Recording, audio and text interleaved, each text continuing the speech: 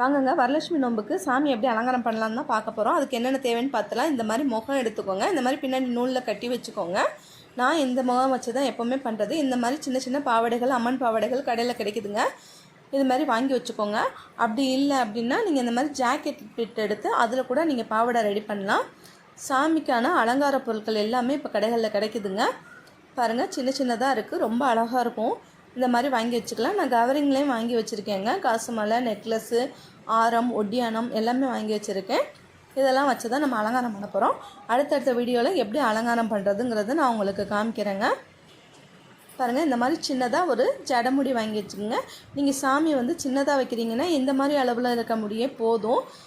பெருசாக வைக்கிறீங்க, சாமி சேலையெல்லாம் கட்டி பெருசாக பண்ணிங்கன்னா பெரிய ஜவுரியாக வச்சுக்கோங்க. சாமி சின்னதாக வச்சுட்டு ஜவுரி பெருசாக வச்சிங்கன்னா அது பார்க்க அவ்வளோவா நல்லா இருக்குது. நான் சின்னதாக தான் சாமி செய்வேன்.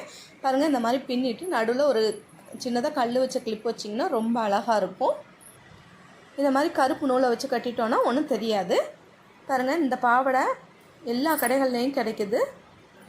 ஜாக்கெட்டில் இந்த மாதிரி ரெண்டாக மடித்து போட்டுட்டு இந்த மாதிரி சின்ன சின்ன மடிப்புகளை நம்ம சேலைக்கு எடுக்கிறோம்ல, அந்த மாதிரி சின்ன சின்ன மடிப்புகளாக எடுத்துக்கலாம்.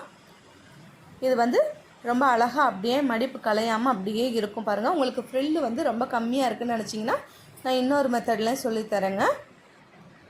பாருங்கள், இந்த மாதிரி ஜாக்கெட் துணியை நல்லா ஃபுல்லாக விரிச்சிருங்க. விரிச்சிட்டு சின்ன சின்ன மடிப்புகளாக எடுங்க. இந்த மாதிரி எடுக்கும்போது நிறைய ஃப்ரில்லு கிடைக்கும், நமக்கு பார்க்க ரொம்ப அழகாக இருக்கும்.